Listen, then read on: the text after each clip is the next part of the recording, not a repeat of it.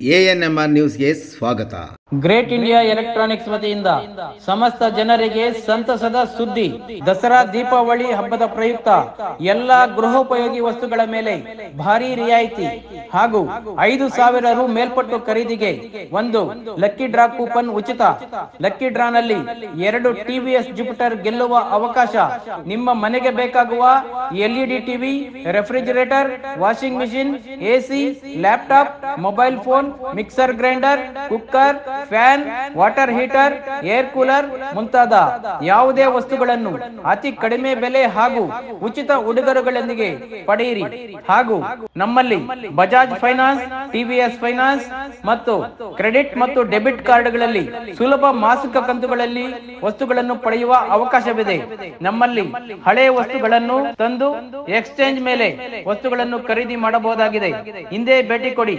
Great India electronics, Gajanana circle, MG ರಸ್ತೆ, ಚಿಂತಾಮಣಿ. ಮುರುಗಮಲ್ಲ ಗ್ರಾಮದಲ್ಲಿ ಅವ್ಯಂಗ ನಿರಾಶ್ರಿತರ ವೃದ್ಧಾಶ್ರಮಕ್ಕೆ ಚಾಲನೆ.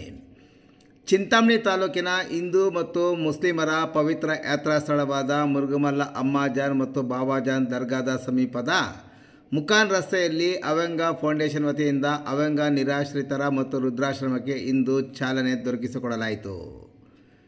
ತೃತೀಯ ಲಿಂಗಿಗಳ ತಂಡದ ನಾಯಕಿ ಮುಂಬೈನ ಗುಲಾಂ ಮೈನುದ್ದೀನ್ ಅಮ್ಮಾಜಿ ಸುನೀತಾರವರು ನಿರ್ಮಾಣ ಮಾಡಿರುವ ಮನೆಯನ್ನು ಅವ್ಯಂಗ ನಿರಾಶ್ರಿತರ ಮತ್ತು ವೃದ್ಧಾಶ್ರಮಕ್ಕೆ ಉಚಿತವಾಗಿ ನೀಡಿ ಇಂದು ಚಾಲನೆ ಸಹ ದೊರಕಿಸಿಕೊಟ್ಟರು.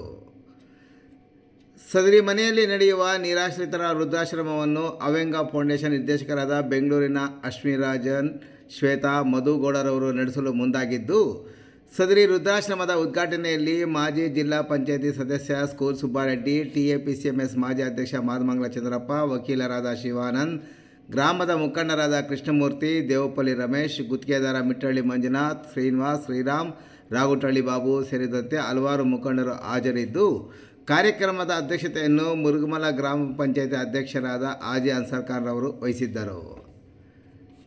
ತೃತೀಯ ಲಿಂಗಿ ಅಶ್ವಿನಿ ರಾಜನ್ ರವರು ಮಾತನಾಡಿ, ನಾವು ಕಳೆದ 3 ವರ್ಷಗಳ ಹಿಂದೆ ಅವ್ಯಂಗ ಫೌಂಡೇಶನ್ ಪ್ರಾರಂಭ ಮಾಡಿದ್ದೇವೆ. ನಮ್ಮ ಉದ್ದೇಶ ಹಿರಿಯರನ್ನು ಗೌರವಿಸುವುದು ಮತ್ತು ನಿರಾಶ್ರಿತರಾಗಿ ಆಶ್ರಯ ಕೊಡುವ ಕೆಲಸ ಮಾಡುತ್ತಿದ್ದೇವೆ. ಕಳೆದ 3 ವರ್ಷಗಳ ಹಿಂದೆ ಬೆಂಗಳೂರು ನಗರದ ಹೆಬ್ಬಾಳದ ಬಳಿ ನಿರಾಶ್ರಿತರ ವೃದ್ಧಾಶ್ರಮ ಸ್ಥಾಪನೆ ಮಾಡಿ ಕೆಲಸ ಮಾಡುತ್ತಿದ್ದೇವೆ ಎಂದರು. ಇದೀಗ ನಿರಾಶ್ರಿತರು ಎಲ್ಲಿ ಜಾಸ್ತಿ ಇದ್ದಾರೆ ಅಲ್ಲಿ ವೃದ್ಧಾಶ್ರಮ ಮಾಡಲು ನಿಶ್ಚಯಿಸಿದ್ದು, ಅದರಂತೆ ಮುರುಗಮಲ ಗ್ರಾಮದಲ್ಲಿ ಇಂದಿನಿಂದ ಪ್ರಾರಂಭ ಮಾಡುತ್ತಿದ್ದೇವೆ ಎಂದರು. ಇದುವರೆಗೂ ನಮ್ಮ ಫೌಂಡೇಶನ್ ವತಿಯಿಂದ ಸುಮಾರು ಜನರಿಗೆ ಸೇವೆ ಮಾಡಿದ್ದೇವೆ. ಇದುವರೆಗೂ 16 ಮಂದಿಯನ್ನು ಕಾಪಾಡಿ ಅವರ ಸ್ವಂತ ಮನೆಗಳಿಗೆ ತಲುಪಿಸುವ ಕೆಲಸ ಸಹ ಮಾಡಿದ್ದೇವೆ. 4 ಮಂದಿ ಮೃತಪಟ್ಟಿದ್ದಾರೆ. ಇನ್ನು 25 ಮಂದಿ ನಮ್ಮಲ್ಲಿದ್ದು, ಕೆಲ ಮಾನಸಿಕ ಅಸ್ವಸ್ಥರನ್ನು ಅವರಿಗೆ ಸೂಕ್ತ ಚಿಕಿತ್ಸೆ ಮತ್ತು ಸೌಲಭ್ಯವಿರುವ ಕಡೆ ನಾವೇ ರವಾನೆ ಮಾಡಿರುವುದಾಗಿ ವಿವರಿಸಿದರು. ಇನ್ನು ಮುರುಗಮಲ ಗ್ರಾಮದಲ್ಲಿ ನಮ್ಮ ಅಮ್ಮನವರು 2 ಅಂತಸ್ತಿನ ಮನೆ ನಿರ್ಮಾಣ ಮಾಡಿದ್ದು, ಅದು ಖಾಲಿ ಇರುವ ಬದಲು ಬಡವರಿಗೆ ಸೇವೆ ಮಾಡಬೇಕೆಂಬ ಉದ್ದೇಶದಿಂದ ಅವರು ನಮಗೆ ಸೇವೆ ಮಾಡಲು ಈ ಅವಕಾಶ ಮಾಡಿಕೊಟ್ಟಿದ್ದು, ಸದರಿ ಆಶ್ರಮದಲ್ಲಿ 40 ರಿಂದ 50 ಮಂದಿಗೆ ಆಶ್ರಯ ಕೊಡಬಹುದು ಎಂದರು. ನಮಗೆ ಸರ್ಕಾರದಿಂದ ಯಾವುದೇ ಸೌಲಭ್ಯಗಳಿಲ್ಲ, ಆದರೆ ಅತ್ಯವಶ್ಯಕವಾದ ವಸ್ತುಗಳನ್ನು ಮತ್ತು ಇತರೆ ಸೌಲಭ್ಯಗಳಿಗೆ ದಾನಿಗಳನ್ನು ಆಶ್ರಯಿಸುತ್ತೇವೆ. ನಮಗೆ ದಾನಿಗಳ ಸಹಕಾರ ಈಗಾಗಲೇ ಸಿಗುತ್ತಿದೆ. ನಾವು ಸೇವೆಗೆ ಬಂದಿರೋದು ಹಣ ದುರುಪಯೋಗಕ್ಕೆ ಮುಂದಾಗಲ್ಲ, ಹೆಸರಿಗೋಸ್ಕರ ಮಾಡಲ್ಲ. ತೃತೀಯ ಲಿಂಗಿಗಳಾಗಿ ನಾವು ಭಿಕ್ಷಾಟನೆಗೆ ಮಾತ್ರ ಸೀಮಿತವಾಗಲ್ಲ. ನಾನು ಇಡೀ ಸಮಾಜಕ್ಕೆ ಸೇವೆ ಮಾಡಲು ನಮ್ಮ ಸಂಸ್ಥೆಯ ನಿರ್ದೇಶಕಿ ಶ್ವೇತಾ, ಮಧುಗೌಡರವರ ಜೊತೆಗೂಡಿ ಚಿಂತಾಮಣಿ ತಾಲೂಕಿನಲ್ಲಿ ನಿರಾಶ್ರಿತರಿಗೆ ಇಲ್ಲಿ ಸೇವೆ ಮಾಡುವುದಾಗಿ ಅವರು ಭರವಸೆ ನೀಡಿದರು.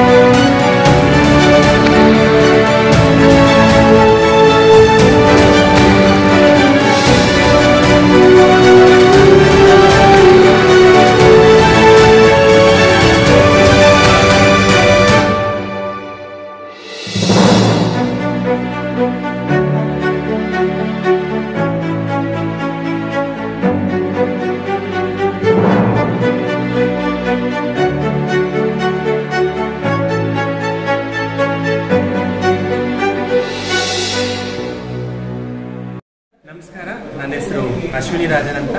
ಓಕೆ ನಮಸ್ಕಾರ, ನಾನು ಫೌಂಡರ್ ಶ್ವೇತಾ.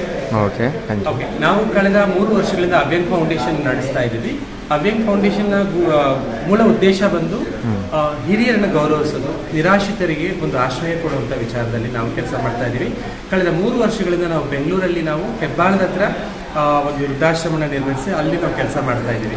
ಸೊ ಈಗ ನಮ್ಗೆ ಎಲ್ಲಿ ಅವಶ್ಯಕತೆ ಇದೆ ಜಾಸ್ತಿ ಅನ್ನೋ ನೋಡಿ ನಿಟ್ಟಿನಲ್ಲಿ ಅಲ್ಲಿ ನಾವು ಒಂದು ಆಶ್ರಮಗಳನ್ನ ಮಾಡ್ಕೊಂಡು ಬರ್ತಾ ಇದ್ದೀವಿ. ಅಭ್ಯಂಗ್ ಫೌಂಡೇಶನ್ ಅಲ್ಲಿ ಸುಮಾರು ಜನಕ್ಕೆ ನಾವು ಸೇವೆನ ಸಲ್ಲಿಸಿದ್ದೀವಿ. ಅದರಲ್ಲಿ 16 ಜನನ ನಾವು ಮನೆಗೆ ತಲುಪಿಸಿದ್ದೀವಿ. ಬೀದಿ ಬದಿಯಲ್ಲಿದ್ದವರನ್ನ ನಾವು ರೆಸ್ಕ್ಯೂ ಮಾಡಿ ಅವರಿಗೆ ಅವರ ವಿಳಾಸಗಳನ್ನ ತಿಳ್ಕೊಂಡು ಅವ್ರನ್ನ ನಾವು ಮನೆಗಳ ಕಳಿಸಿದ್ದೀವಿ. ಸೊ ಇದನ್ನ ನಾವು ತುಂಬಾ ಹೆಮ್ಮೆಯಿಂದ ಹೇಳ್ಕೊಳಕ್ಕೆ ಇಷ್ಟಪಡ್ತೀವಿ. ಯಾಕಂದ್ರೆ ನಾವು ಅವ್ರ ಮತ್ತೆಗೆ ಅವರ ಮನೆಗೆ ಅವ್ರಿಗೆ ಕಳಿಸಿರುವಂಥದ್ದು, ಅವ್ರ ಫ್ಯಾಮಿಲಿನ ವಾಪಸ್ ಕೊಟ್ಟಿರುವಂಥ ವಿಚಾರದಲ್ಲಿ. ಅದು ಬಿಟ್ಟು 4 ಜನ ತೀರ್ಕೊಂಡಿದ್ದಾರೆ. ಮಿಕ್ಕಿ ಸ್ವಲ್ಪ ಜನನ ನಾವು ಬೇರೆ ಆಶ್ರಮಗಳಿಗೆ ರೆಫರ್ ಮಾಡಿರ್ತೀವಿ. ಎಲ್ಲಿ ಅವ್ರಿಗೆ ಮೆಂಟಲಿ ಟ್ರೀಟ್ಮೆಂಟ್ ಸಿಗುತ್ತಾ ಅಲ್ಲಿ ಕಳಿಸಿರ್ತೀವಿ ನಾವು. ಇನ್ನೂ 25 ಜನ ನಮ್ಮಲ್ಲಿ ಈಗ ಇದ್ದಾರೆ. ಸೊ ಇಲ್ಲಿ ನಾವು ಮುರುಗುಮಲದಲ್ಲಿ ನಾವು ಏನಕ್ಕೆ ಆಶ್ರಮ ಮಾಡಿದ್ದೀವಿ ಅಂದರೆ, ಇಲ್ಲಿ ನಮ್ಮ ದಾದಿ ಏನಿದ್ದಾರೆ ಅವರು ಅವರ ಮನೇನ ಬಂದ್ಬಿಟ್ಟು ಸುಮ್ಮನೆ ಖಾಲಿಯಾಗಿ ಇಡೋದಕ್ಕಿಂತ ಜನಗಳಿಗೆ ಸೇವೆ ಆಗಲಿ ಅನ್ನೋ ಕಾರಣಕ್ಕೆ ಅವರೊಂದು ಅವಕಾಶ ಮಾಡಿಕೊಟ್ಟಿದ್ದಾರೆ ನಮಗೆ ಆಶ್ರಮ ಮಾಡೋಕ್ಕೆ. ಇಲ್ಲಿ ಒಂದು 40ರಿಂದ 60 ಜನಕ್ಕವರೆಗೂ ನಾವು ಆಶ್ರಯವನ್ನು ಕೊಡ್ಬೋದು ಇಲ್ಲಿ ಕೆಳಗೆ ಮತ್ತೆ ಫಸ್ಟ್ ಫ್ಲೋರಲ್ಲಿ ಕೂಡ. ಸೊ ಇಲ್ಲಿ ಏನಂದ್ರೆ ನಮಗೆ ತುಂಬಾ ಅತ್ಯವಶ್ಯಕತೆವಾಗಿ ತುಂಬಾ ಏನಿಲ್ಲ, ಎಲ್ಲನೂ ಕೂಡ ಇಲ್ಲಿ ಮನೆ ಪಾತ್ರೆ ಸಾಮಾನು ಆಗಿರ್ಬೋದು, ಗ್ಯಾಸ್ ಸಿಲಿಂಡರ್, ಸ್ಟವ್ ಎಲ್ಲನೂ ಇದೆ. ಸೊ ಇದನ್ನ ಬಿಟ್ಟು ನಾವು ಇನ್ನು ಸ್ವಲ್ಪ ಕಾರ್ಡ್ಸ್, ಬೆಡ್, ಪಿಲ್ಲೋಸು ಮತ್ತೆ ಜನಗಳಿಗೆ ಬೇಕಾಗಿರುವಂತಹ ವಿಚಾರಗಳಲ್ಲಿ ನಾವು ಇನ್ನು ಮುಂದಕ್ಕೆ ನಾವು ದೇಣಿಗೆಗಳನ್ನ ಜನಗಳನ್ನ ಕೇಳಬೇಕಾಗಿದೆ. ನಮಗೆ ಯಾವುದೇ ರೀತಿಯಾದಂತಹ ಗೌರ್ಮೆಂಟ್ ಫಂಡಿಂಗ್ಸ್ ಇಲ್ಲ. ನಮಗೆ ಒಂದೇ ಒಂದು CSR ಫಂಡಿಂಗ್ ಬ್ಯಾಕ್ಸ್ಟರ್ ಕಂಪನಿಯಿಂದ ಇದೆ.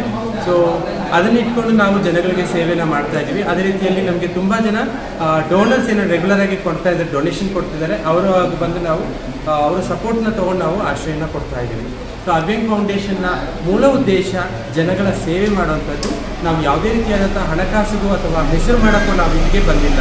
ನಾವು ಬಂದಿರೋದು ಜನರ ಸೇವೆ ಮಾಡೋಕ್ಕೆ. ನಮಗೆ ಎಲ್ಲ ಕರ್ನಾಟಕ ಜನತೆ ಕೂಡ ನಮಗೆ ಸಹಾಯ ಮಾಡಬೇಕು, ಸಪೋರ್ಟ್ ಮಾಡಬೇಕು ಅಂತ, ಬೆಂಬಲವಾಗಿರಬೇಕು ಅಂತ ನಾವು ಕೇಳ್ಕೊತಾ ಇದ್ದೀವಿ. ಟ್ರಾನ್ಸ್ಜೆಂಡರ್ ಆಗಿ ನಾನು ಬರೀ ಲೈಂಗಿಕ ವೃತ್ತಿ ಅಥವಾ ಭಿಕ್ಷಾಟನೆಗೆ ನಾನು ಸೀಮಿತವಾಗಿಲ್ಲ. ನಾನು ಇಡೀ ಸಮಾಜಕ್ಕೆ ಸೇವೆ ಮಾಡಲಿಕ್ಕೆ ಅಂತ ನಾನಿದ್ದೀನಿ. ಅದೇ ರೀತಿಯಲ್ಲಿ ನಮ್ಮ ಮೇಡಮ್ ಕೂಡ ಅವರ ಒಂದು ಕೆಲಸ ಕ್ಷೇತ್ರನ ಬಿಟ್ಟು ಕೂಡ ಇಲ್ಲಿ ನಮ್ಮ ಜೊತೆಗೆ ಇದ್ದು ನಮ್ಮ ಕೈ ಜೋಡಿಸಿದ್ದಾರೆ. ಸೊ ನಾವು ಒಂದು ಟೀಮ್ ಆಗಿ ನಾನು ಮತ್ತು ನಮ್ಮ ಶ್ವೇತಾ ಮ್ಯಾಮ್ ಆಗಿರ್ಬೋದು, ನಮ್ಮ ಮಧುಗೌಡ ಆಗಿರ್ಬೋದು, ನಾವು ಒಂದು ಟೀಮ್ ಆಗಿ ನಾವು ಫೌಂಡೇಶನ್ನ ನಡೆಸ್ಕೊಂಡು ಹೋಗ್ತಾ ಇದ್ದೀವಿ.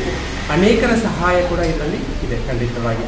ಸೊ ಮುಂದಿನ ದಿನಗಳಲ್ಲಿ ನಾವು ಈ ಒಂದು ಚಿಂತಾಮಣಿ ತಾಲೂಕು ಸುತ್ತಮುತ್ತ ಇರುವಂತಹ ಎಲ್ಲ ಕಡೆಯೂ ನಾವು ಹೋಗಿ ಪೊಲೀಸ್ ಸ್ಟೇಷನಲ್ಲಿ ಭೇಟಿ ಆಗ್ತೀವಿ. ಅಲ್ಲಿ ಯಾವ ವ್ಯಾಪ್ತಿಯಲ್ಲಿ ಬರುವಂತಹ ನಿರಾಶ್ರಿತರಿರ್ತಾರೋ ಅವ್ರನ್ನ ಕರ್ಕೊಂಡ್ಬಂದು ನಾವು ಅವರಿಗೆ ಸೇವೆನ ಸಲ್ಲಿಸ್ತೀವಿ with the permission of police.